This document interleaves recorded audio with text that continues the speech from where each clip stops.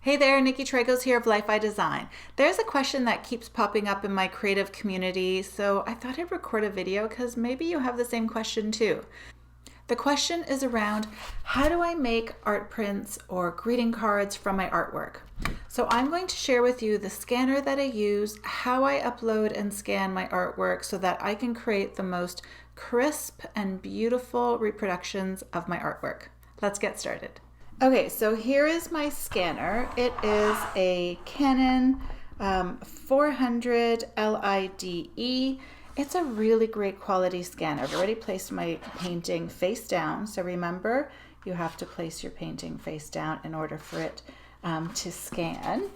And I always recommend using just a glass cleaner. So for your eyeglasses, just to give your scanning surface a little bit of a wipe to remove any sort of residue, any little dots that will actually be scanned on your painting as well. So again, here's my painting. I'm going to put it face down into my scanner, close it up, and then I will open the program on my laptop so you can see what that process looks like. Okay, so I've turned on my Canon scanner and it already did an overview. So if you want to see what you have in your scanner, you can just hit overview. It's not scanning yet, it's taking a snapshot of what's on the scanning glass.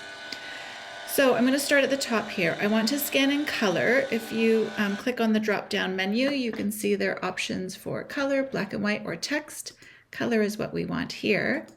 And DPI, so again, click on the drop-down menu. You have lots of options here. Whatever your settings are set to as a default, you want to make sure you go in and customize them so it suits you. I always recommend scanning in at least 1200 DPI. DPI is dots per inch. That means it's getting a nice close snapshot of what's on my screen. You can go even higher to 48. It will create a larger file size for your laptop. And unless you're printing your artwork on really large sheets of paper or canvas, I recommend sticking to 1200. You can also create a custom DPI, totally up to you, or a custom size, sorry. I like to work in pixels, but I'm going to change this measurement to inches just so it's a little bit easier for you to, I'm hoping, grasp. The measurement that we're referring to is this bounding box here. So if I switch this to 8 by 10, because I want to be able to print at least in that ratio of 8 by 10 or a little bit larger, then I know I have a little bit more of the background that will be captured in my scan. So which brings me to this box right here. So if I were to select detect separate items, my scanner is going to instantly try to separate what's on the scan. I don't want that. I want it to be a nice, large, clean, and in one piece. Let me just change this back. Scan for what we are capturing here because we want to make this painting into a complete print. So make sure it's selected to detect enclosing box. I'm going to have the scan go to my desktop and I'm going to name it bouquet.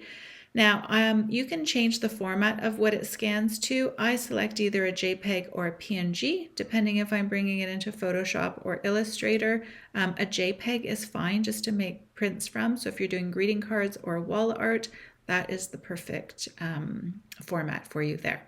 Next up is image correction. I typically do any image correcting in Photoshop, but if you want to, if you don't know Photoshop, it's a big program, you can do some manual correcting here.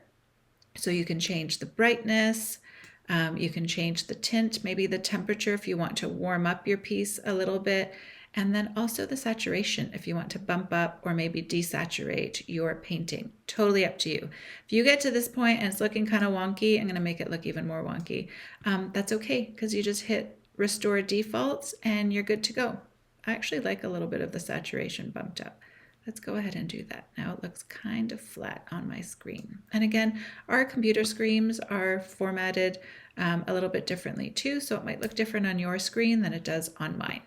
So now at this point, I just hit scan, give it a few moments, and it's going to scan my painting.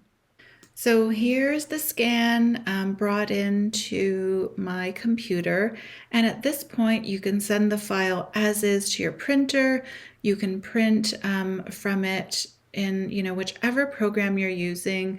You've now created a digital version of your painting, and really the sky's the limit, and that's the exciting part. So let me know if this is helpful. I hope you try your hand at scanning your artwork and really enjoying what you are bringing into a more digital format, and let me know what you create.